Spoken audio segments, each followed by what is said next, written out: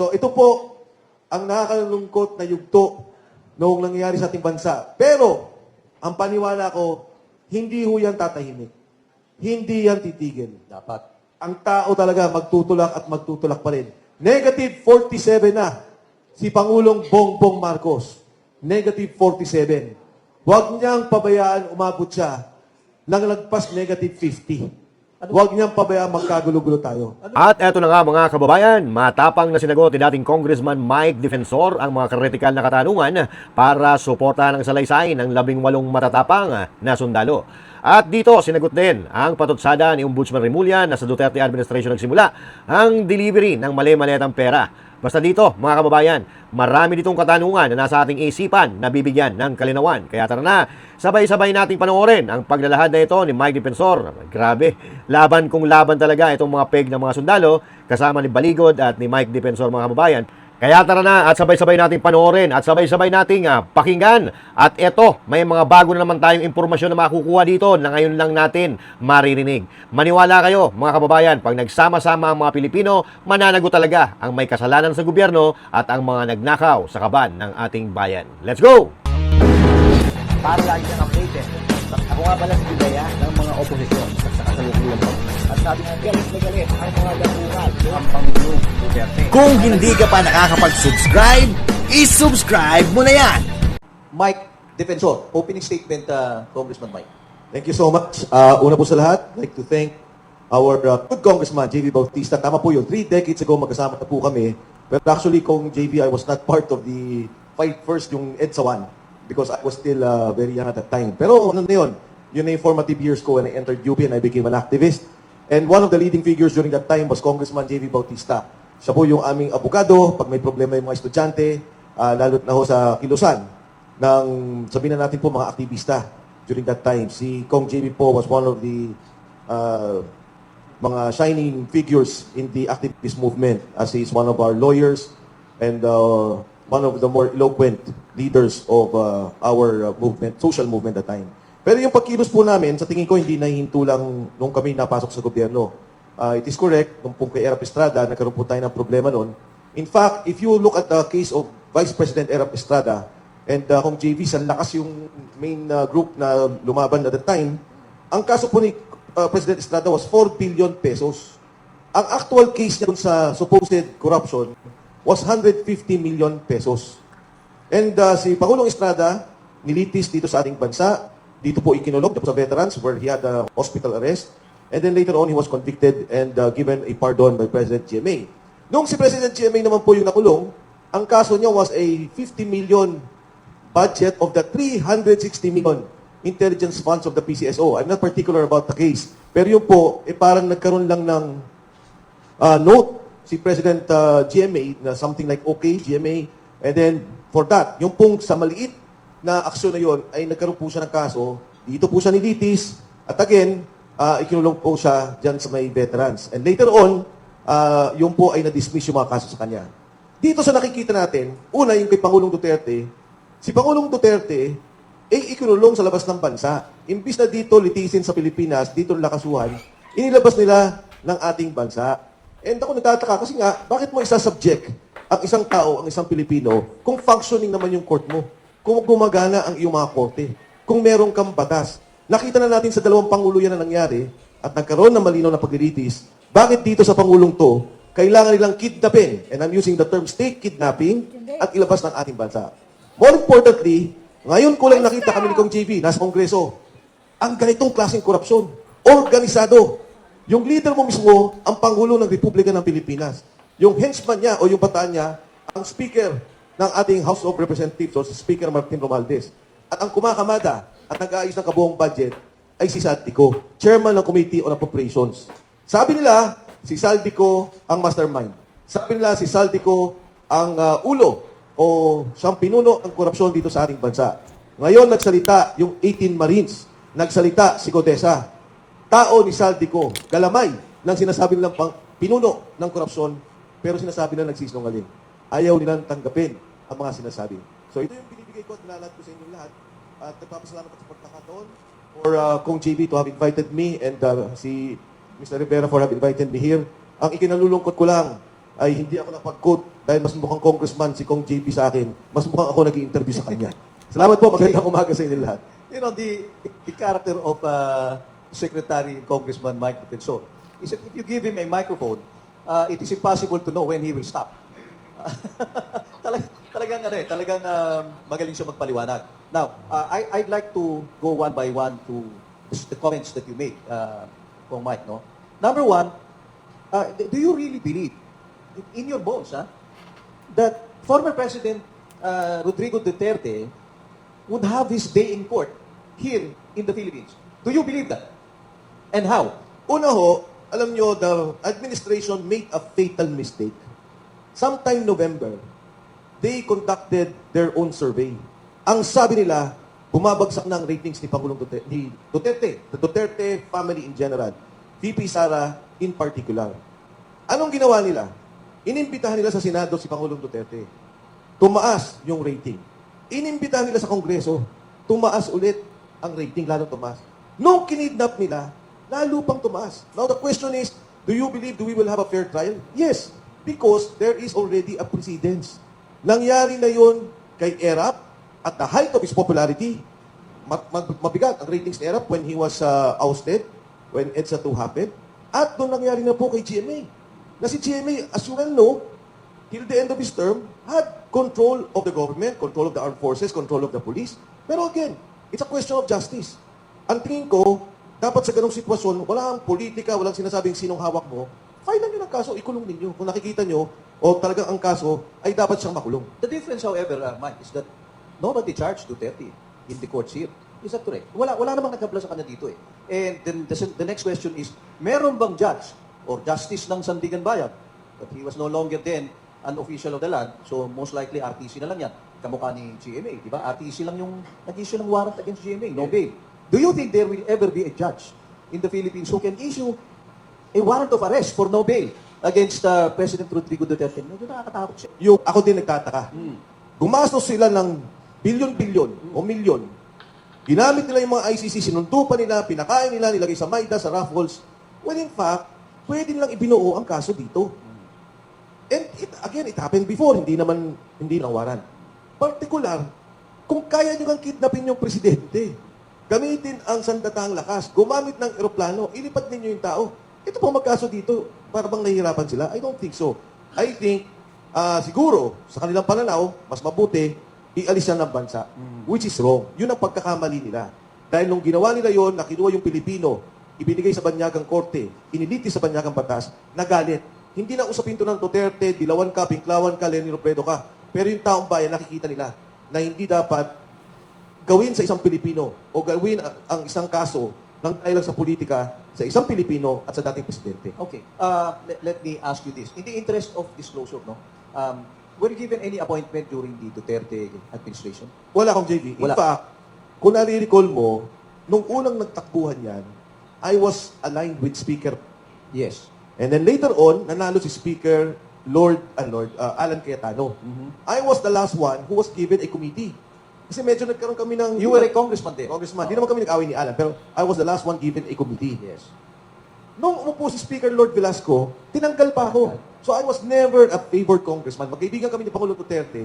Pero alam ko naman, hindi naman, para sa akin di ba, hindi naman gano'n na porkit magkaibigan kami, kailangan ako gawin mo deputy speaker o bigyan mo ako ng pondong ganito. It was never like that. Okay, let me pivot now, Kasi, alam mo, we were supposed to have on board also Governor Chavit Singson, no? Pero at the last minute, I think he bowed out. But you're here, so I'd like to thank you so much for this chance that you'll be here. My next question to you is, you supported the candidacy of President Bongbong Marcos, di ba, in 2022. So did Manong Chavit. Yes. I think that was something that you had in common. Why are you appearing to be against him now? Not just appearing, you are now against him. Di ba? Kasi itong mga actions na ginagawa mo lately could be prejudicial to his administration. Yes. Can you tell us the background, Mike? Well, una kong JV, nung nag-usap kami ni Pangulong Marcos in 2022, ang talagang buong akala ko, at siguro maraming Pilipino, na talagang magkakaroon ng redemption, aayusin yung kanilang pangalan. Lilinisin ko ano man yung nangyari sa kasaysayan, kung ano man ang mga sinasabing masama sa kanyang ama. At yun din talaga yung kampanya na huwag nyo namang ikumpara yung anak sa tatay. Parang ganyan din yung linya o naratibo ng kanyang kumpanya. Nagsama sila ni Vice President Inday Sara Duterte at nagkaroon ng unity. In fact, ang unang interview niya noong Enero, kaming dalawa. Meron kaming programa noon na Point of Order with Congressman Ace Barbers and Congresswoman Lucy Torres. Ang sabi niya, the first interview, gagawin ko sa inyo. The first rally was in Quezon City. Tapos sumunod na sa Nueva Ecija. Where you were one of the sponsors in Quezon City. In right? Quezon City. Kami Oo. po yung nanguna doon. Inayos po namin yon. Pati motorcade, ano? Nung nangyari ito ko, actually, ayoko talagang pumasok sa politika. Pinapatakbo ko noong 2025 sa isang distrito. Pinapatakbo ko ni Senator Marcoleta sa Sagip Party List. May isa pang party list, sinasabi kung pwede ako tumakbo. Ang sabi ko, ayoko muna, dito muna ako sa pribadong sektor. Nung lumapit si Sergeant Contesa, inilapit ng taga-UP. Ang sabi niya sa akin, Sek, sabi niya, tingnan mo nga to kasi gusto niyang bigyan ng guidance si Senator Marcoleta, who was then the chairman of the Blue Ribbon Committee. So nag-usap kami ni Sergeant Contesa. Nagulat ko. Ang laking gulat ko. Tapos binanggit pa niya yung 46 suitcases na naglalaman ng about 40 to 50 million per suitcase. Isang delivery. Ang sabi ko sa kanya, pagka maganda, mag-usap kayo ni Senator Marcoleta, banggitin mo yan sa kanya. So, naset ko yung meeting, nagkita kami ni Senator Marcoleta, sabi ko, baka gusto mo itong pakinggan. Nung nagkwenta Sergeant Contesa, sabi ni Senator Marcoleta, baka pwede kang lumabas. Kasi ito na siguro ang huling hearing ng Blue Ribbon Committee at hindi na madidinig yung sasabihin mo. Nung lumabas si Sergeant Contesa, initially, ang akala ko, pro-protektahan. Dahil meron talaga siya doon na humingi siya ng protective custody, but later on, sabi niya, kaya ko na. Kaya na ng aking mga kasama. Nung una, protected siya. Later on, as I've said, na-detain na siya. At naparitak na nila yung affidavit. Binidyo pa nila. Kawawa yung tao, I have proof na talagang under duress ginipit si Sergeant Contesa. Ayoko nang ilabas, baka lalo pa siya mapahamak. Ngayon, nung lumabas na yon, nagsalita na ako, nagsalita si Saldi ko. Dati nung kay Contesa, ang sabi ni Contesa, si Speaker Martin lang. Nung lumabas si Saldi ko, kinuwento ni Saldi, ito yung delivery ko. And alam mo, Kong JV, ngayon nakakapag-usap pa kami ni Saldi ko. Lately, hindi. Ang dami niyang kinikwento sa akin. On how the corruption is organized, systemic corruption is organized, at yung pag-deliver niya ng pera. So your open break with the Marcos administration came only when you were introduced to Sergeant Gutesa. Is that right? Yes. Iyon lang. Yes.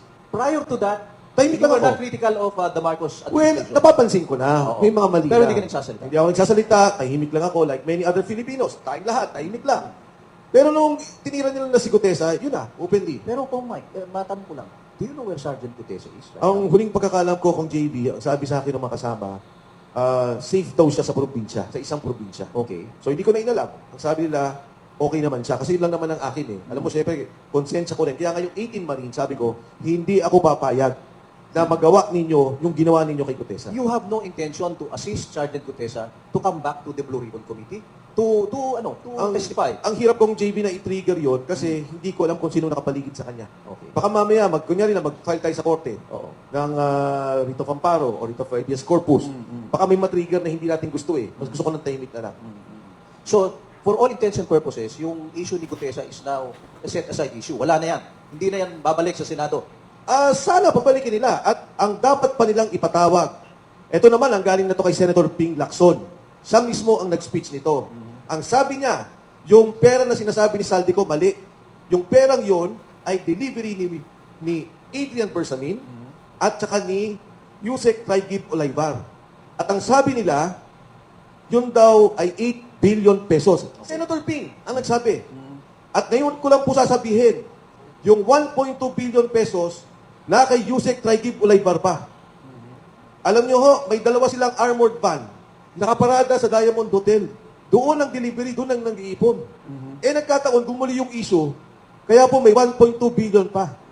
Doon na nakatago sa kanya. Okay. Kaya kung JB, hanapin natin to. Alam mo, ako, sayang yung pera. I will join you there in fairness to you.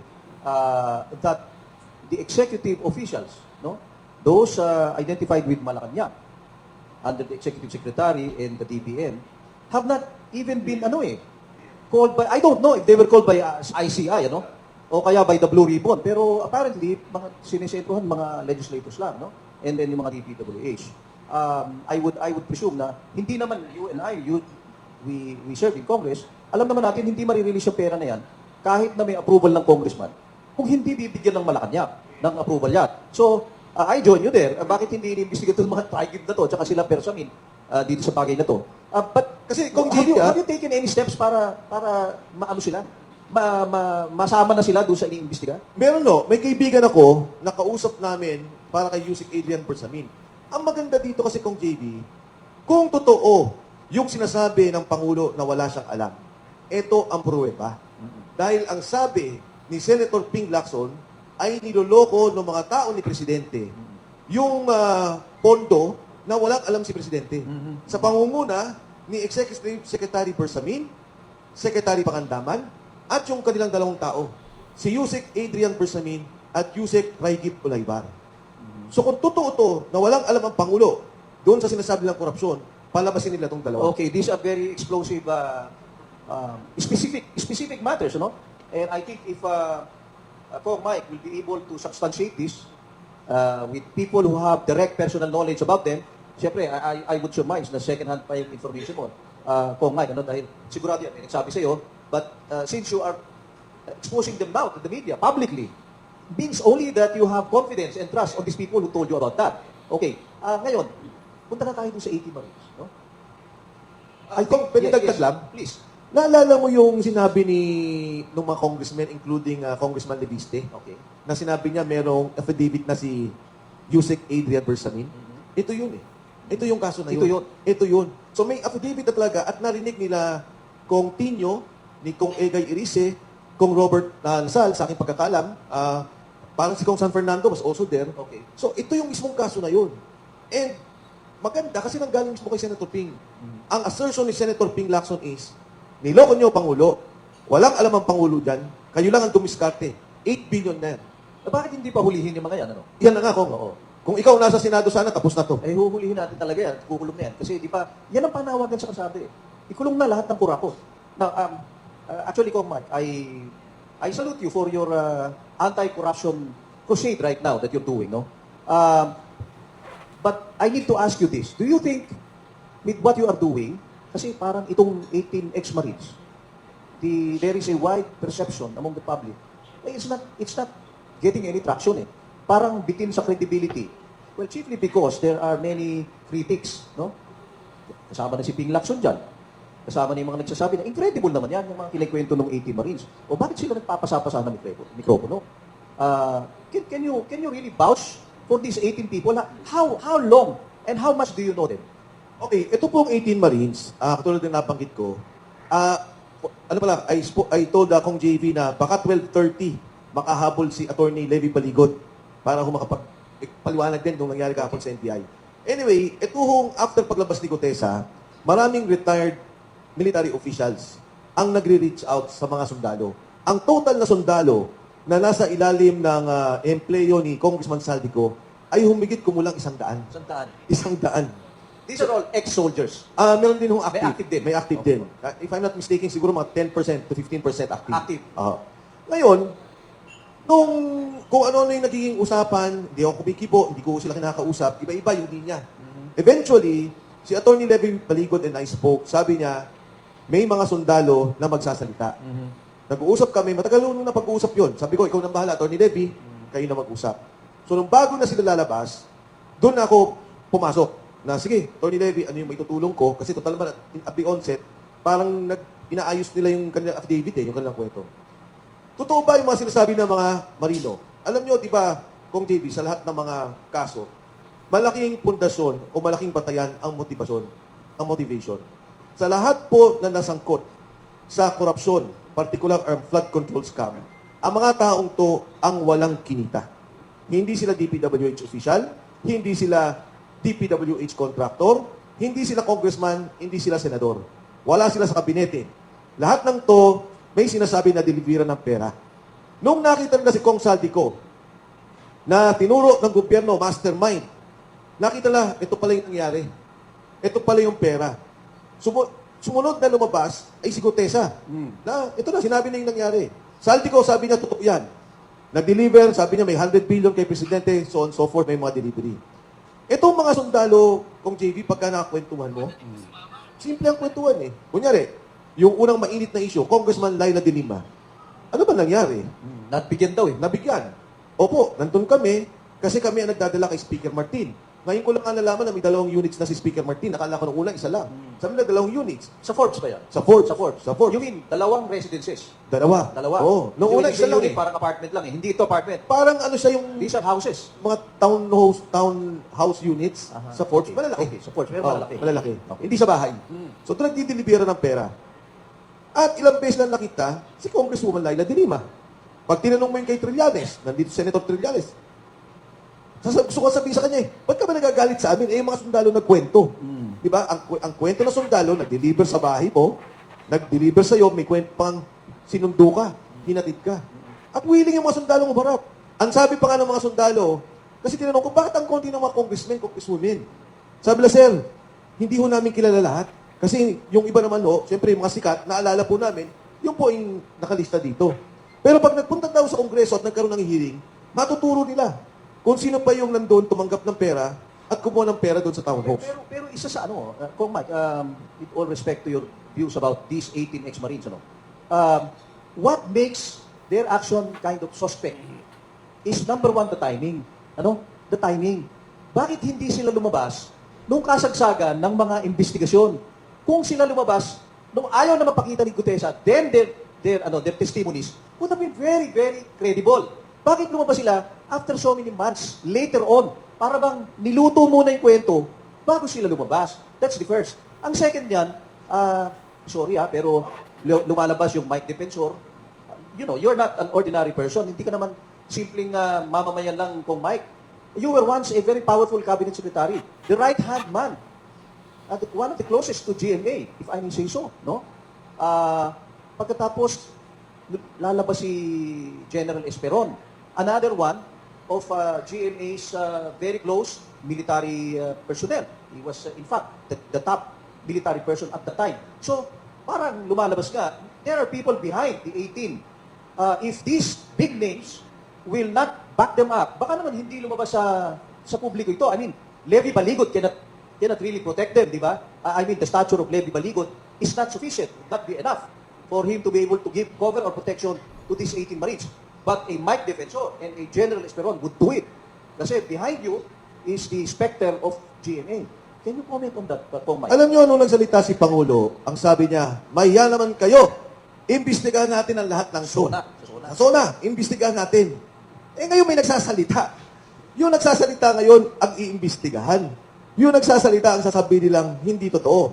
Going back, napakahirap po sa mga sundalo na magsalita. They were being offered money. Ino-offeran po sila ng pera para bilhin yung video. Marami pa na litrato at mga video.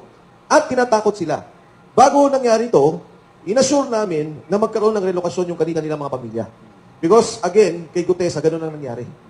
Again, lalabas po ako dun sa ebidensya nung nangyari kay Gutesa. So, napananakot dun sa pamilya na nagtulak sa kanya para, siguro, magkaroon ng retraction sa fitigin. So, babalik po ako. Sabi niyo, si Saldico ang mastermind. Ito ang walang hiya. Ito ang salbahe. Ito ngayon yung mga bata niya. Hindi ba dapat kupkupin natin to? Uy, sino ba yung mga pinagbigyan? Parang whistleblower, Hindi sila whistleblower, actually, Kong Kasi, si Saldico na nagsabi, di ba? Sabi ng gobyerno, eto, meron kang plunder ha, magnanakaw ka. Eto ang kaso mo, ikaw nag-ayos ng lahat ng yan. Tapos sabi ng mga tao niya, boss, eto yung mga delivery ng pera na ginawa namin, di ba dapat kupkupin yun? Ganun ba? O ano? Eto pala yung mga ninakaw mo at dito napunta sa mga taong to. Kung pupunta tayo sa mas malalim na pagtingin sa korupsyon. Nangyari, paglabas, sabi, hindi totoo yan. Nagsisinungaling yan. Paano na ba to? Can you address the question of the timing? Okay, the timing, Bakit ganon ka-late? I cannot exactly say why, pero natanggal sila ng trabaho January 18 sa aking pagkakalam. January 18, 2026. 2026. Sa mga taas nila ay may mga general na po sila. General na retired. I think there are about 2 colonels, 1 major. Okay. Sa taas nila. Ngayon, sabi nga, tiniming nyo dun sa impeachment, tiniming nyo sa ICC. Hindi po totoo yan. 2-3 days before lumabas sila, may tumawag sa amin. Iba-iba. Yung isang retired general, kausap ako, tinawagan. Sabi sa akin, kasama ka ba sa press con bukas? Sabi ko, anong press con? Hindi, may press con bukas, kasama ka ba? Sabi ko, ano nga yan? Sabi niya, yung mga sundalo. Sabi ko, sige, sabi ko, kung hindi ako sasama, anong impormasyon ko? Bigyan mo rin ako ng impormasyon. Sabi, May meeting kami ngayon, pinag-uusapan na yan. So we have the resources of government against us. In fact, nakasurveillance kami from Club Filipino, nung nanggaling doon, nakasurveillance kami mismo sa Valle Verde, nung nagkaroon kami ng PESCON. Kaya nga, nagkakawintang-wintang yung gobyerno, hindi alam ang gagawin. Kasi nung tinuro nila si Saldi, lumabas itong 18, naguluhan na naman sila. Pag lumabas na naman si Adrian Bersamin at lumabas si Yusek Traigip Ulaybar, ang gulo na naman. Kasi nga from day one, may mga pinagtatakpan sila. Ngayon, ganito, Dapat i-open nila yung buong investigasyon. I agree in principle to what you're saying, but isn't it the reason why you are getting a very difficult time? You're having a difficult time being able to introduce these people in evidence against yung mga pinagbibintangan nila is precisely because may pagtingin ng iba and na brand na yung buong enterprise na yan as a destabilization plot. Is that not the case? How do you see it?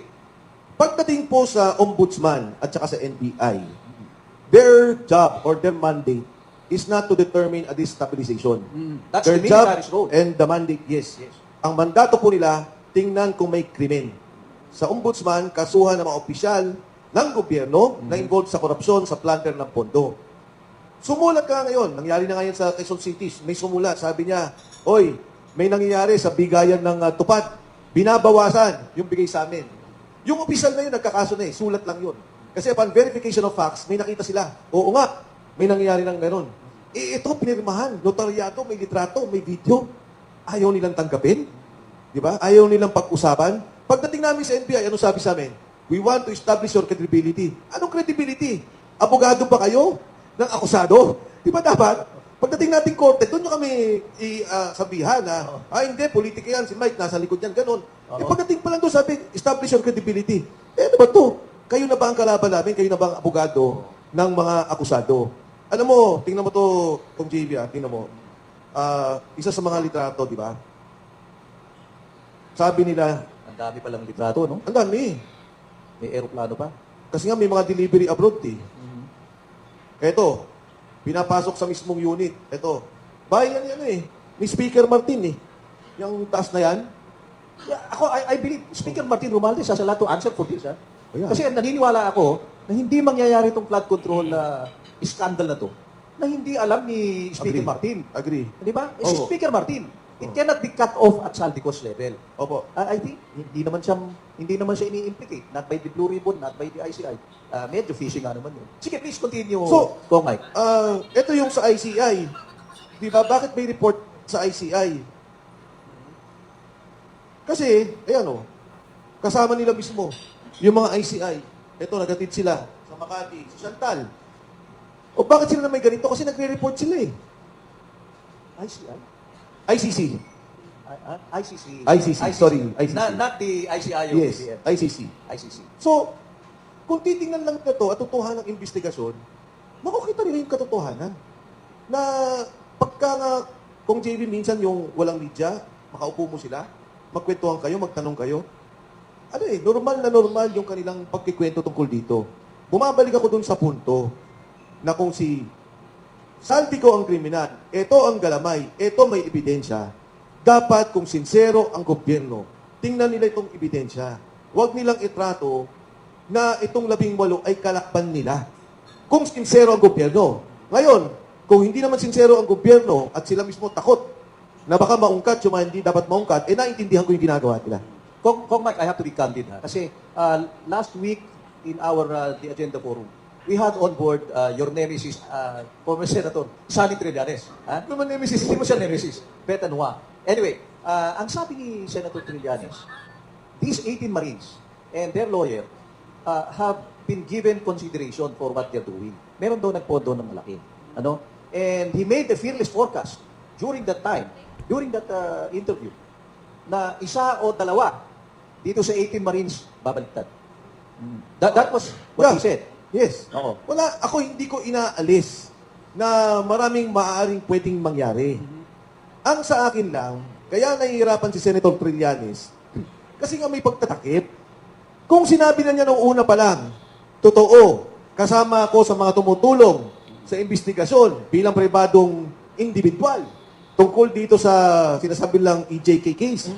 or crimes against humanity ni Pangulong Duterte, baka natapos na yung kwento. Ang dami niyang tinatago. Sabi niya, hindi totoo. Sabi bigla ni Ombudsman Boying, hindi totoo, nag-usap kami ng ICC. Yun ang mabigat. Oo. Ngayon ako, wala akong tinatago, open. Ito yung sinabi ng mga sundalo, tumutulong ka ba? Tumutulong ako. Sabi doon sa akin, alam ko kinunan nila ng litrato yung sasakyan ko. Sabi nila, Yung van daw Yung yung van. mo eh. Oo. kaya nga, ang akala siguro nila, magtatago ako. Oo. Ba't ako magtatago? Totoong tumutulong ako. Ngayon, alam mo kung JB, yung asawa ko, lahat ng mga bahay, yung mga kotse, ari-arian, nakalagay sa pangalan niya. Siguro iniisip ng asawa ko, pag naghiwalay tayo, nasa pangalan ko lahat. Bakit mo naman yung sinabi? Hindi, iba kayo nang Baka iniisip niya. Pwede ngayon, sa magkakakaso. Oo. Hindi ako. Hindi siya magkakakaso. Oo. Oh. Let me just ask you this, kung Mike, sa tingin mo ba matibay yung 80 na yan? Yung fearless forecast ni Senator Trillanes na baka merong isa o dalawa bumaliktad dito, sa tingin mo hindi mangyayari? Ako maaari mangyari. Maaari. Si Gutesa nga bumaliktad eh. Ito kikwento ko sa'yo. Si Gutesa. Oh, Are you saying bumaliktad na talaga siya? yes. O nagtatago lang? Hindi, bumaliktad. Bumaliktad na? Kasi kung JB ganito Oh, sige, nangyari. sige. This is interesting. So, nung umalis si Senator Marcoleta, nung ginagawa yung affidavit, Okay. umalis si Senator Marcoleta, sabi niya sa akin, Sir, sabi niya, anong tingin mo mangyayari? Sabi ko, alam mo, Sarge, gigipitin ka nila. Iipitin ka nila at sisiraan ka nila. Sabi niya, Sir, wala naman siguro silang isisira sa akin. Sabi ko, may pamilya ka ba sa labas? Baka may tinatago. Hindi, Sir, wala po. Kamusta mga anak mo? Sabi ko, Sir, malalaki na pero nag-aaral pa rin. Pero okay naman sila. So sabi ko, yun naman pala eh. Sabi ko, yan, yung mga bagay na kailangan nating tingnan. Tapos sabi niya, Sir, ano pa tingin mo mangyari? Sabi ko, magiging kasing sikat ka ni Senator Marcoleta. Dinagtawanan pa kami. Sabi niya, Sir, ayoko lang ganun. Noong nandun na siya sa Marines, kung saan man siya nilagay physically compound, pinapirma na siya ng retraction ng affidavit. Nung pinapirma siya, pinaulit pa yun na binidyo siya. Paano ko alam? Kasi may sinabihan siya na pinasabi sa akin. So, hindi ako magtataka. Hindi ka magtataka. Before we go into the question and answer, kasi meron ng mga gustong magtanong sa'yo, I'll just have two more questions, di ba? Yung first question, the impeachment of VP Sara Duterte, do you have any position on that? Do you think it should proceed? If you were a congressman now, would you vote in favor of an impeachment? Ang impeachment ni VP Inday Sara ay politika. When we say politika, di ba, impeachment is not just a legal but a political process. Ang proseso ng political as defined in our Constitution is because yung taong to, wala na. As an official, hindi na siya makafunction, wala nang pagtitiwala ang institusyon, nakakasama na sa bansa. Politika, sinasabi ko, yung eleksyon ng 2028, gusto nila matanggal si VP Inday Sara para wala na silang kalaban.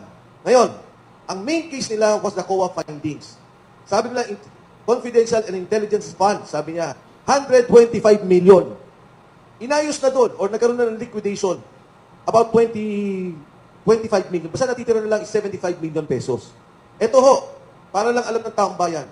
Buksan nyo yung COA website sa ngayon. Madali nyo, i-google nyo.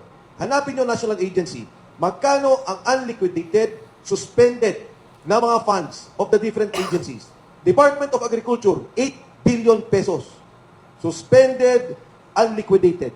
Pagdating mo sa DSWD, 10 billion pesos. May investigasyon ba? May hearing ba? May tanggalan ba sa posisyon dahil wala namang impeachment yung secretary? Wala. Pagdating mo ng Department of Health, 9.5 billion pesos. Andiyan no? Suspended.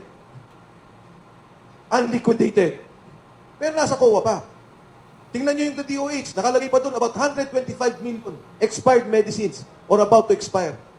May hearing ba? May pandinig ba? So, pinag-uusapan pa lang natin yung mga ahensya dahil pinaparallel ko yung charges nila against the Vice President against the agencies of government.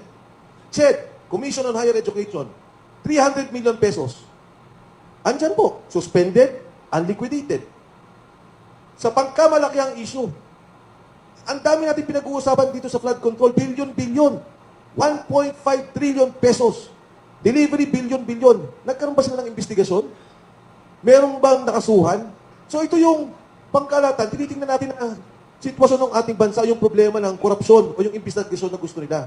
Ginikipit nyo yung isang vice president na hindi pa nga nakasuhan, pending sa COA, 75 million. And yet, yung maraming kaso sa ngayon ay hindi nyo pinapansin. Hindi nyo binibigyan pansin Dahil sadya ayaw nyo lang tumakbo sa 2028 si Inday Sara Duterte. In short, Kong Mike, you're not in favor of impeachment of the Vice President. You're not in favor. You know, when we filed against, nung nag-file yung Makabayan Black, Oo. di ba? Sabi ng Makabayan Black, we will file. Sabi ko, I respect that. I respect that. But for Congress, magkaroon ng hearing kay VP, ni hindi nila pinakinggan, walang substance yung kay Presidente Marcos, ay kalokohan. Talagang bias, kalokohan, and political in a sense of the elections for 2028. Of course, the dynamics on you and I know as politicians, na dynamics ng Congress yan, ng House. Ano? Last question na lang, Mike, before we go into Q&A. Do you still consider yourself an activist for social reforms? And what is your stake? Kung halimbawa, successfully itong ginagawa ninyo, and for some reason or another, the Marcos administration is ousted or forced. Do you have any stake in that situation? Alam nyo, kung JV tayong dalawa nag-Congress, nung panahon natin, di ba sasabihin ng national, ng executive, oh, meron kayong 70 million, 30 million ilagay nyo sa soft, yung mga tulong sa ospital, tulong, o 40 million maglagay kayo ng mga budget nyo for hard projects, infrastructure. At that time, binabatikos na tayo. Bakit may pondo ang Kongreso? Bakit kayo meron ganyan? Ang prinsipyo naman nun is because may mga proyekto na baka hindi nakikita ng nasyonal, kailangan nating ayusin. Like sa distrito ko, problema ng patubig, problema ng passbook lang, kuryente, tutulong ka. Ito yung mga maliliit na problema na hindi na tinitingnan ng national government. Anong nangyari dito? Ngayon magugulat ka. Congressman, lahat kayo, tig 2 billion pesos. Insert na lang. Wala na CDA. Hindi na insertion. Simula pa lang. Sa National Executive Program pa lang, What do they call that now? yung parametric formula. Okay. So, ang DPWH, bago pa siya gumawa ng budget, tatanungin niya yung mga congressmen, tig 2 billion kayo. For DPWH. For So, DPWH. yung kinoconsider during our time na hard. Hard Yes, CDF but yan, nung can araw you yan. imagine, ang punto mo, 700 billion pesos, ang napupunta na kaagad sa Kongreso.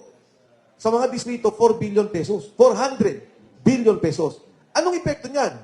O ngayon, nagka-problema tayo. Subway, dapat tapos na ng 2028. Dapat ngayon, pwede na tayong parang Hong Kong, Japan, bumabiyahe. Ginawa nila, kinuha yung pondo ng subway, inalagay sa unprogrammed allocation. Pagkatapos, yung kinuha nila, ayun, flood control, ang ginawang proyekto. Okay, So, Kong Mike, baka mabusan tayo oras, no? Sabi ko nga, if you give Kong Mike a microphone, it's almost impossible to know when he will stop. Mike Defensor is now ready to field questions from our friends in the media. So who would like, please identify yourself and shoot the question.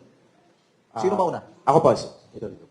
Ayan. Yes, DJ Mendoza po from Net25. Sir, tanong lang po, nabanggit po ni Ombudsman Remulla noong nakaraan ng Friday na may isa doon sa mga pictures na ipinakita po ng 18 Marines ay manipulated dahil nakuha raw ho yun sa panahon pa po ng ni Speaker po na si Lord Alan Velasco, anong panahon pa po ni Pangulong Rodrigo Duterte. Ano pong magiging komento po ninyo dito po sa naging pahayag po ni Ombudsman? ang sabi niya, manipulated. Kasi ang nadinig kong sinabi niya, yung picture na yan ay nangyari nung panahon ni Lord Velasco. Pero hindi naman niya sinabi manipulated yung picture. Meron Diba? po, meron po. Manipulated? Manipulado. Meaning, dinoktor yung litrato? Nakuha po yung picture na po na yon sa panahon pa po ni... Ganun lang. Apo. Pero hindi ginulo yung litrato. Okay. Ako'y nagpapasalamat kay Ombudsman Remulla dahil dito lang nagpapatotoo na yung mga ebidensya ay may katotohanan. Na itong mga delivery ng pera ay totoo. Kung anong panahon yan, kung sinong tumanggap yan, ilabas natin. Wala tayong dapat itago. Pero ang maganda dyan, sinabi niyang totoo. Ang ayoko kasing sabihin ng Ombudsman, hindi totoo at peke yung mga litrato o gawa-gawa lamang. So ako'y nagpapasalamat kay Ombudsman Remulla tungkol dito at talagang dapat tingnan lahat ng litrato. Tingnan lahat ng litrato. Marami yung nagsasabi na hindi kami yan, hindi totoo yan. Nako, nakita ko yung mga ibang litrato. Magugulat ka kung JB, yung mga taong hindi mo iniisip, makikita mo. Natatanggap. Makikita mo. Okay. Next question, please. Good afternoon, Congressman Mike. I'm Loli Acosta of DWIC, Aliw TV, Channel 23. Very quickly, classmates yung anak natin, si Midi, from prep hanggang high school sa Ateneo. Nagkasala yung anak ko, so pinatawag siya siyempre, ng dapat sagutin niya at pati ako as parent. So ganun kasimple. Dapat kung may kasalanan ka, papatawag ka, iimbestigahan kung ano nangyari. Evidently, or allegedly, daming iniiwas nila na makarating si Congressman Romualdez. Question, what will it take para talagang lumabas siya to face the music? Thank you. Kung ang mga leader na katulad ni Kong JB ay lumabas na sa kalsada, tingin ko, delikado na sila. But definitely, Legally, paano? kasi legally, ang proseso lang natin talaga is the ombudsman.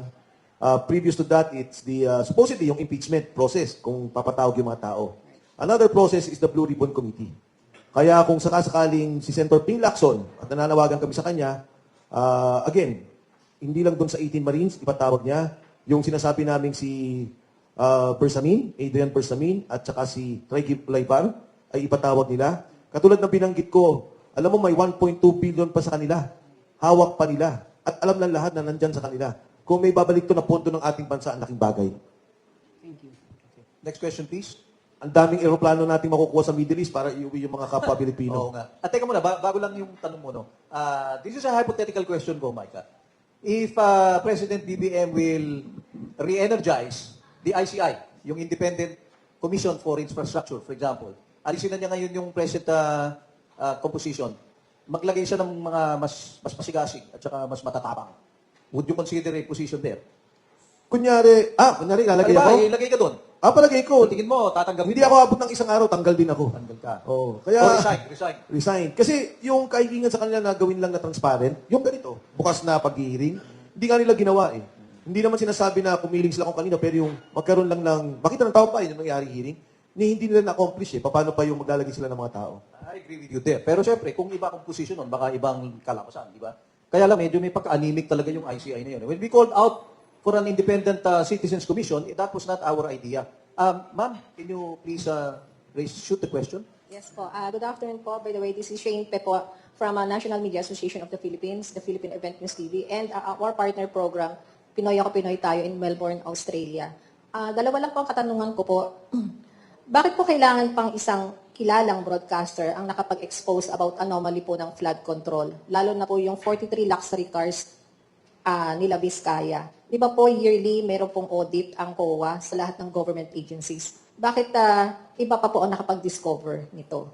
Pangalawa po, ano po ang mangyayari po sa Pilipinas pag nawala si former President Duterte? Alam naman po natin, hindi na po siya ganun kabata. Salamat po. Thank you po. Yung kay Vizcaya po kasi, di ba, even before na malaki yung hearing, sa akin po pagkakalam hindi naman po ako involved directly. Nagkaroon na ng mga investigasyon and then eventually pinatawag sila. Ito medyo alam ko na nung makausap ko si Senator Marcoleta, ang sabi ni Senator Marcoleta, may lalabas at magtatapat at magtuturo. Previous to that, walang ganun eh.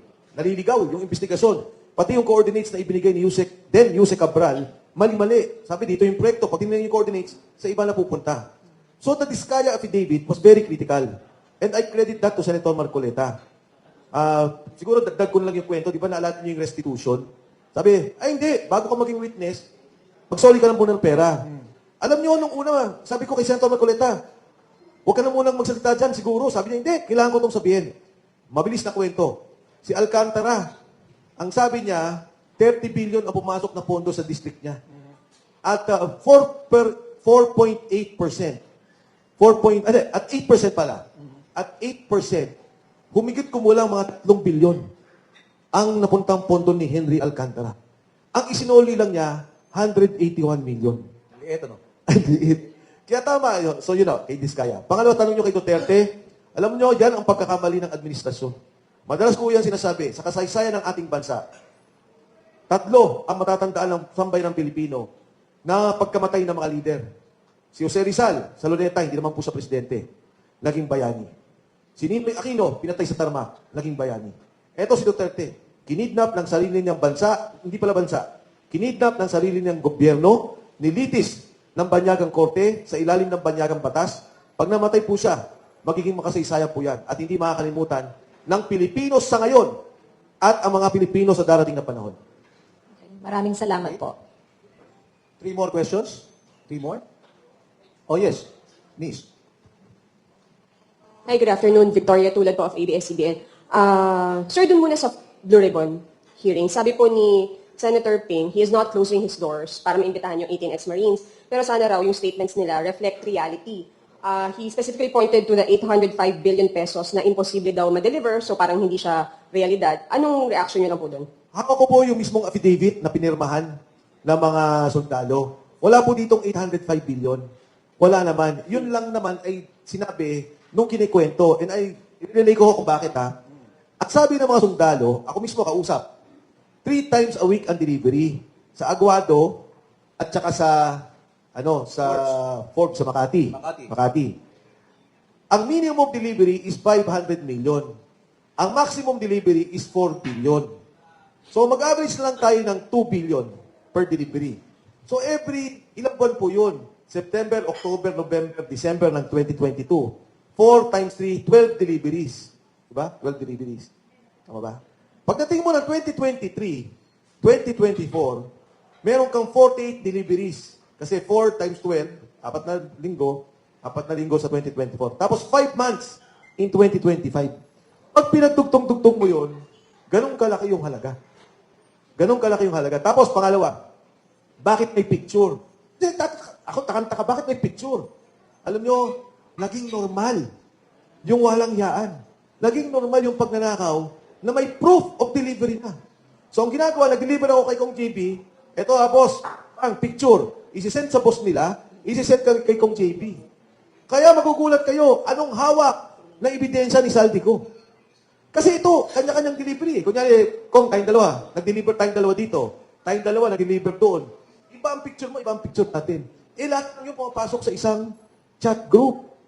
Proof of delivery. May ledger. Si Diskaya may ledger, if you recall. Si Saldico may ledger, if you recall. Ang bibigat ng ebidensyang ito na talagang ma-establish kung sinong nagnakaw. Hindi ba kung may ginagawa kayong, kasi krimen na to, kung totoo di ba? Kung nagdi-deliver ka ng pera ng gobyerno na ninakaw, you are in fact committing a crime. Di ba? It's a crime of plunder or bribery or whatever. Di ba? Bakit nila nililitratuhan? Boss, kasi at that time, hindi naman nila alam na nakaw yun eh. Hindi nila alam. Hindi. Kasi si Saldico, di ba, negosyante? Oo. So how do they know na ito hindi mga campaign contributions kasi 2022, di ba? Tama. How do they know na hindi ito sobra doon sa mga Tama. ibinigay ng mga businessmen o yung mga nagpopondo sa politika at ipinamamahagi na lang doon sa mga kung sino-sinong congressman? How do they know that? Tama. Hindi nila alam. Hindi nila alam. Hindi nila alam. Ang So lahat- it could be plundered money from the national coffers, but it could also be campaign contribution. Tama. Ba yun? Tama. I see. Okay. Tapos ano pala? Ang point mo lang, dapat imbestigahan. Kung si Mark Teksay, si Paul Estrada, at saka 3 pang tao niya. Kaya nga, mga critical, Adrian Bersamin, Taigib Olaybar, Paul Estrada, Mark Teksay, tsaka may 3 pang aid. Kasi, ang nangyayari sa kanila kung, ang delivery nung kung sino man, kung contractor ba yun, dadalhin doon sa Valle Verde. Tapos, This is the house of Saldico. Saldico. Ayusin lang yung pera, ikakamada nila, bibilangin, i-deliver na kay Saldi. Okay. From Saldi's place, i-deliver kung saan. Okay. Naalala mo, sinabi nila ni Gutesa, hindi ako nagsabi ang sabi ni Sergeant Gutesa, isang beses po may nakita ko, ang nag-deliver mismo si Congressman Eric Yap. Okay. Baguio. Yung Baguio yan, no? Oo, 46 na maleta. I-times 50 million nyo. That's about 2 billion plus. Tapos daw, inakyat nila. Pag akyat, ibinaba. Sabi ko, bakit nyo inakyat ang dami-dami tapos magbababa kayo? Yung pala, nililitatuhan. Pag deliver, boss, delivered andito na. O pag deliver doon, ay bababa, boss, delivered na ito sa inyo. Proof of life. Proof Parang of ganon. delivery. Yung di ba sa Grab at saka Lalamove, Oo. may proof of delivery. Yan. Oo, yun. Okay, next question please. Sorry, follow a up. couple of questions Follow up. na po. Sir, so kahit wala sa affidavit nila yung 805 billion, kapag kinumpute yun, yung mga na-mention nyo, hindi aabot sa ganung amount? Sabi nila, lalagpas pa nga. Pero ako, ayoko magbigay ng mga spekulasyon eh. Ang aking apila kay Senador Ping, pakinggan lang niya. Diba? Kung may mali doon, kung nakikita niya may excessive, katulad si Kong Jerry, sabi nga niya, hindi pala nila alam na plunder. Hindi talaga nila alam. Inosente na alam nila, yung boss nila ang sinabing mastermind na nagnakaw. Sila ngayon na-deliver ng pera. Dito nila dinideliver ang pera. Okay. So, their statement will stand sa Blue Ribbon Committee, Oh, yung definitely. 18 Marines. I can guarantee you, pag nagkwento itong mga to, Vicky, parang hindi sila nanginginig, hindi nangangatal, hindi nabubulol. Kwento talaga Kwento. Na ito yung nangyari, ito yung nakita namin. Sir, sorry, on a different topic, yung sa COMELEC, basically parang aswelto si Senator Marcoleta and kakasuhan daw po yung mga donor, including you. Anong reaction nyo lang doon, sir? Alam nyo, Kong, di ba tinanong mo kanina, anong plano ko? Wala akong plano. Hindi ako tatakbo. I could have the chance to run. Last elections, hindi rin ako tumakbo. Pero ako tingin ko dapat magsalita na tayo dito sa nangyayari sa bansa. Talamak to. Vicky, matagal ka na rin reporter. Ngayon mo lang siguro nakita yung mga ganitong reports ng corruption. May mga nangyaring corruption talaga. May mga problema. Pakurot-kurot. Pero ngayon lang to. I Ngayon lang agree with to. you, ngayon lang to. Na organisado na napakalaki. Napakalaki. Ang kaso ko ngayon, 5 na. Kahapon, tinuspinde yung aming negosyo mismo. Anyway, sasagutin ko yan sa DNR. Meron kaming negosyo, we have a license, at kami lang ang may lisensya sa Department of Environment and Natural Resources. Mining ba to? Quarrying. Quarry. Oo. Naintindihan ko yung mga taga-DNR. Mahal ko sila, naintindihan ko, ginigipit sila. Pero kailangan ko rin ipagtanggol, hindi yung aking sarili, pero yung mga empleyadong nawalan ng trabaho. Nung nasuspend kami, we had to talk to them yesterday na kailangan magkaroon muna ng pagkatanggal sa trabaho. Nag-iiyakan, kasi alam nila politika. Nag-iiyakan dahil alam nilang wala kaming ginawang mali. Pagkatapos, kinakasuhan nga kami nung kay Senator Trillanes, I believe, and General Anyo, ng isang salpisay na nanggaling sa kapwa nila sundalo. Na walang motivasyon, walang kinita, ang pangarap din at ang gusto rin ay ayusin yung ating bansa. Itong pangatlong kaso ko, natatawa ako. Sabi ko kay Senator Marcoleta kagabi, bakit kami nagkakaso, ikaw obswelto? Pero yung siya yung kandidato, yung sa SOSE, kami yung contributors, siya, wala nang cast based on the Pinheiro Doctrine that he was still not a candidate. And yet, the contributors, nagkaroon ng kaso. Parang ano ba to? Paano ko ihantulad? May dumaan na matanda sa lugar ng hindi dumaan sa pedestrian lane. Nakita niyo yung tatlo, nalalayan niyo yung matanda. Kasi matanda eh.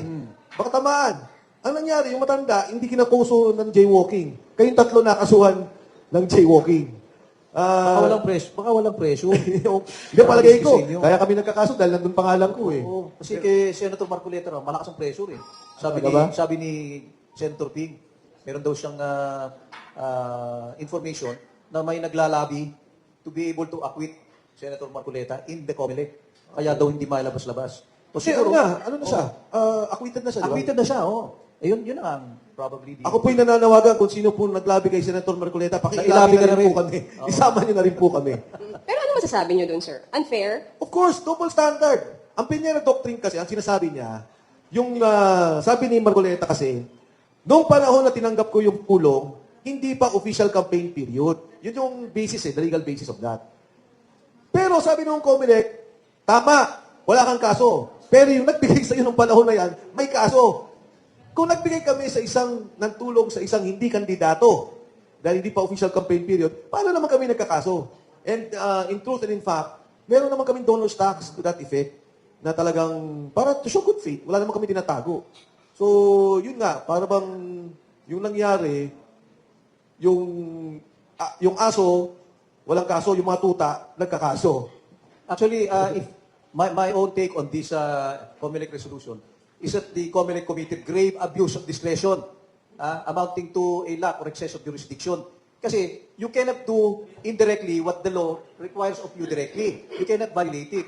So if I were Congressman Mike, I will file a petition for certiorari before the Supreme Court and ask them to reverse that para matagal na kayo at si Senator Marcoleta na lang makasuhan.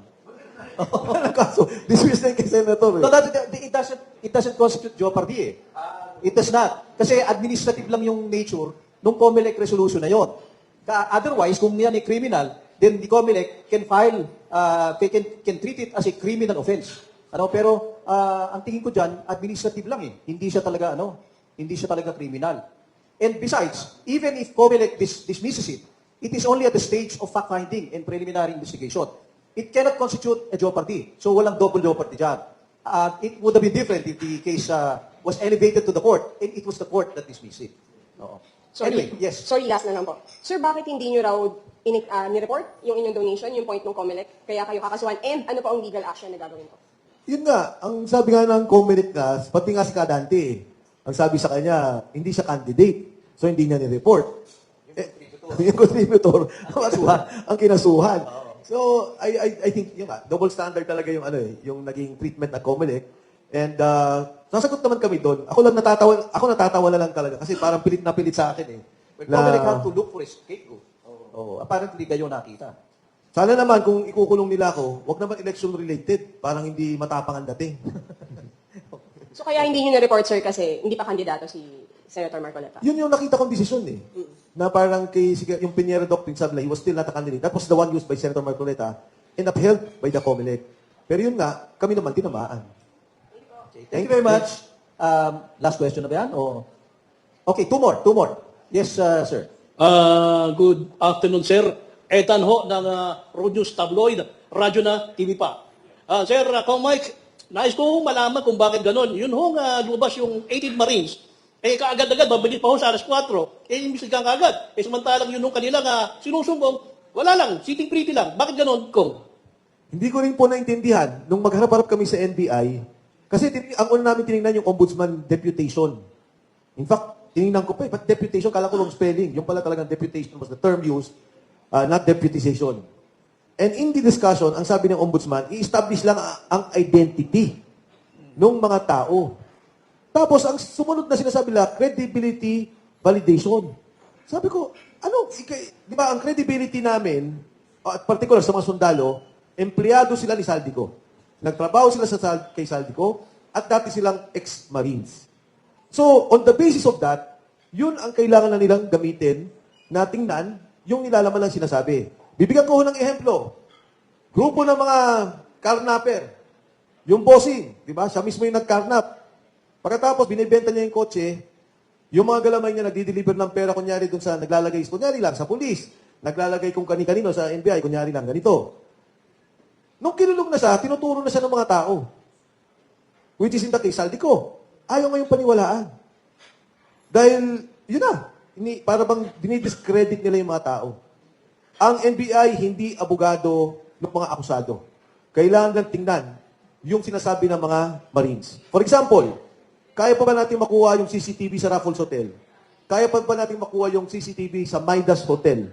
Doon ba sa Forbes Park na may delivery ng pera, pwede pa ba natin makuha? Yung sinasabing air taxi, yung mga aeroplanong ginamit pag-deliver, makikita sa airlog ng Kaap.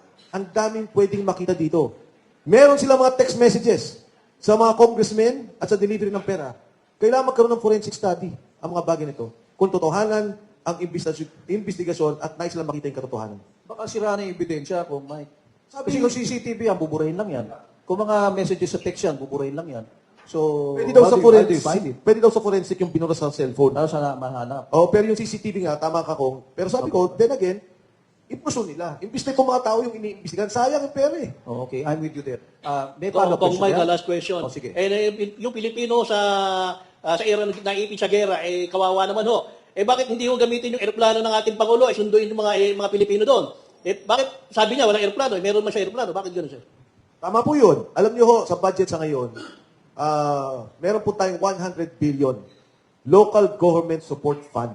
Suporta sa mga local government units. Hindi ho yun itemized. Walang nakalagay doon na kailangan dito o dyan ibigay. Yung pondong yun, number one, pwede nilang gamitin sa pagtaas ng presyo ng langis. Para may buffer fund, yung presyo ng langis, masuportahan ng tao. Magkaroon sila ng buffer fund sa pagtaas ng mga presyo ng mga bilihin. At yung pondong yun, pwede nilang gamitin kung kinakailangan magrenta ng eroplano. Hindi na ho kailangan manggaling dito. Yung mga eroplanong nasa Dubai, bayaran nila. Tingnan nyo ang budget ngayon, buksan ninyo. 100 billion LGSF, Local Government Support Fund. Gamitin po nila ang immediate na kailangan nating ilipad ng mga Pilipino ay yung mga nasa Lebanon, Israel at Gaza. Yan yung mga talagang delikadong-delikado na ilikas ang ating mga kababayan. I think that is a question best addressed to DFA, DMW, and OWA. My understanding, may narinig akong interview one time with OWA and DMW. May problema daw sa airspace, no? You cannot just fly a plane there and then get the Filipino OFWs. It's not that simple. Okay, so thank you. We'll have time for one last question. Thank you very much. Thank you po. Lagi akong pahabol, sir. Good morning po. I have 3 questions. I hope you could accommodate these 3. Ano pong mensahe niyo po kay former Senator Trillanes? Ang sabi niya kasi, false in one, false in all. Pertaining to the accusations po ng 18 Marines, yung mga kanilang binitawang na mga pahayag. Asis unus. Yes, and ito pong next is sa mga regarding po with the Diskaya. So aware po tayo yung isa po ay nakulong na.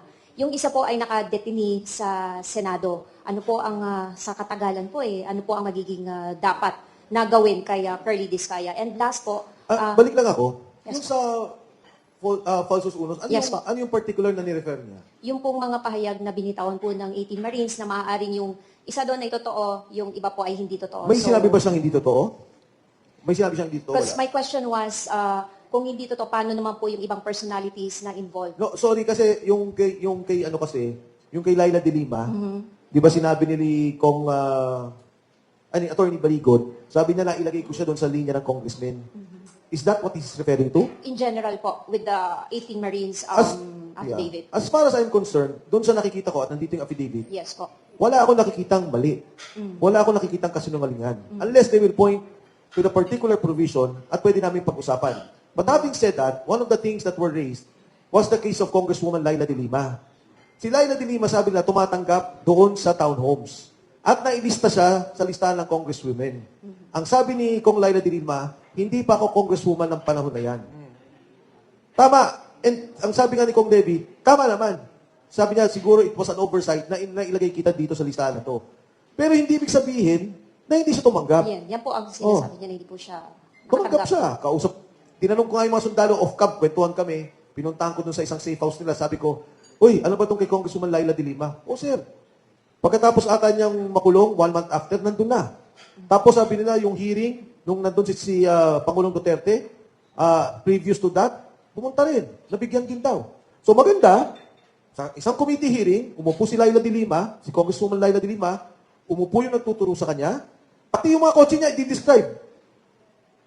Sabihin sa kanya kung kailan. O di, magkaalaman kung sino Pero nagsisinungaling. Sino may I yung interrupt message you po there? kay- Excuse Yes me, po. Miss, kung hindi congresswoman si Laila de Lima, nung allegedly diniliberan siya ng pera, para saan yung pera? Anong magagawa ni Laila de Lima kung hindi naman siya congresswoman? Kasi kung nare-recall mo, Attorney JB, again, hindi ako privy. Yeah. Pero kung nare-recall mo, ito yung mga panahon na lumalabas si Congresswoman Laila sa Senate at sa Congress on the investigation on the EJK. Ito yun eh. So I would think kasama to dun sa operations ng ICC. So possibly to give false testimony, ganun ba? Hindi. I don't think naman it's a false testimony in particular. No, Because to she did Laila. not have a commission in public works, di ba? Kasi hindi naman siya congresswoman eh. So bakit mo dideliveran ng pera yon? Yung mga ibang congressman and senators, I would understand. You know, Villanueva, Escudero, Jinggoy, Gradiola, lahat yan. Ano? Martin Romualdez, pinakamalaki sa lahat na plunderer, if you will ask me. You know, I can understand. Bigyan sila ng pera. Talaga may umikot na mga maleta yan. Pero si Laila de Lima, hindi naman siya nakaposisyon nun. Bakit siya bibigyan ng ano? Kahit Kasi- isang bag na pera. Bakit? What is the reason for that? Kasi at that time, kung nare-recall mo, pati si Senator Trillanes, hindi naman siya senador eh. Yeah, oo. So, Hindi rin siya, dinideliveran, no? Oo. Oo. So, dinideliveran sila ng pera, in particular, I believe, on the ICC case. Yun ang motive. Yun ang tingin ko. Oo. Yun ang tingin ko. Sorry, Oh, hindi yeah, ko, sure. hindi ko ano yan. Oo. Tapos, kunyari, yung mga Pero hindi official yan, Kong Mike. Opo, hindi po. Hindi. In fact, pati yung mga sundalo naman wouldn't know. They wouldn't know. They wouldn't know. Inuutusan lang sila. So, yung period or time na yon at yung circumstansya, yan lang nga makakapag-establish kung ano yan. And syempre, yung binanggit ko, una sa lahat, si Saldico. Okay. Alam niya talaga ano yung punto na yan. Si Speaker Martin, alam niya You ano know, yung punto we na yan. really need to get that, pardon the expression, the asshole Saldico. We need to get him back. So that, you know, he should answer for everything that he has done. Kasi, Appropriations Committee Chair eh. Siya talaga nag-control ng mga budget na yan eh. Anyway, Miss, are you finished? I think you have the last question, ano? Ano yung pangalawa? Yes po. Pangalawa? Dalawin ko na lang Oo, po. sige. Yung pinaka-last po about Yes. kay Curly Discaya na hanggang ngayon ay naka-detain sa Senate na possible din sana naging candidate for witness at nakulong na po yung asawa. Isatabi na po natin yung bakit siya lang ang nakulong sa mga contractors na binabanggit. Ano po ang magiging steps po kung bakit naka-detain pa rin siya hanggang ngayon? Tama yung binanggit mo, ang daming contractors na binanggit, tapos siya lang yung nakakulong. Pangalawa, si Curly Discaya lang at yung kanyang asawa ang nagturo kung sino yung mga involved. Hanggang ngayon, walang ipinatawag. Ang binanggit ata ng mga Discaya ay 17 na tumanggap ng pera. So, yun eh. Yan ang frustration ng mga tao. Hanggang ngayon ay walang nakukulong. Alam nyo, nangyayari sa atin siguro, kayo naman yung nasa media, malalaman nyo rin naman at kayo mag-imbestiga. Pagka may nakasuhan punta ng ICI, mga congressmen, ayusan na. Tapos wala nang kaso. Punta ng Senado, ang daming binanggit na senador. Pagdating ng DOJ, pagdating ng Ombudsman, pagdating ng Blue mismong Ribbon. ICI, Oh, Blue Ribbon nga. patay na. As early as December. Nagsalita ng abogado ni Speaker Martin Romualdez, ang sabi niya, there is no basis even for an investigation against Speaker Martin Romualdez. So ito po ang nakakalungkot na yugto noong nangyayari sa ating bansa. Pero, ang paniwala ko, hindi ho yan tatahimik. Hindi yan titigil. Dapat. Ang tao talaga magtutulak at magtutulak pa rin. Negative 47 na si Pangulong Bongbong Marcos. Negative 47. Huwag niyang pabayaan umabot siya ng lagpas negative 50. Huwag niyang pabayaan magkagulo-gulo tayo. Ano ba si GMA nung during the most unpopular period? Negative 50? Hindi si GMA, ano pa nga siya eh. Well, Nag-negative din siya eh, di ba? oo, hindi ko nakita yung hanggang huli. Okay. Pero ang recollection ko kay GMA, negative 1, negative 5, gumanon eh. Okay. Although, net versus trust. Oo. Etong kay BBM is negative 9. Negative 9. Pero mabigat na yung negative 47. Pag lumagpas na yung negative, kalahati ng populasyon, galit. Galit sa'yo, ayaw sa'yo. Paano nabansa natin? Mga lalo na ngayon, binawi yung piso na hike sa mga driver, Binawi eh. No? Alam mo, yung mga driver, kawawa yan. Automatic pagka price increase, pero yung fare, hindi automatic sa kanila. Sino kawawa? Sila din. Dapat ang pigilin dito yung mga oil companies. pagtaas. Yung oil companies. Oh, anyway, we've run out of time. We'd like to thank all of you. Thank you very much for being here. And of course, we'd like to thank the indefatigable, the courageous, the brave, and always controversial and colorful, Mike Defensor. Kong Mike, Secretary Mike, can you give your closing statement before we close? Kong JV, maraming salamat sa pagkakataon. Of course, kay Richard, ating mga kasama. Sa ating po mga kasamaan ditong Pilipino, alam ko naman sa mga kapulisan, sa mga sundalo, kayong mga nasa media, alam niyo yung sinasabi ko. Alam niyo yung pinupunto ko. Sa panahon po ngayon, dapat tanggalin na natin yung politika. Walang dilaw, walang berde, walang pula. Kailangan tayong magkaisa eh. Kailangan nating tingnan at sagutin ang problema ng ating bansa. Masyado nang malala ang korupsyon. Itong pontong to sana, magagamit natin sa ngayon, sa gitna ng krisis na kinakaharap natin. Pero anong nangyari? Magulo ang ating bansa. Walang kumpiyansa ang mga negosyante, maraming nawawalan ng trabaho. At ngayon, ginagamit ang puwersa ng gobyerno para kitilin, pondo, puwersa, para patahimikin yung mga nagsasalita ng katotohanan. Yung nagsasabing, pakinggan nyo naman, ano ba itong mga sinasambulat ng mga 18 Marines? Patawag nyo naman yung mga opisyal ng gobyerno, E.S. Bersamin, Pangandaman, Yusek Adrian, Yusek Traigib. Dahil ito yung makakapagbigay ng katotohanan sa ating bansa. Sa inyo po lahat, maraming salamat. Tuloy ang laban. Thank you.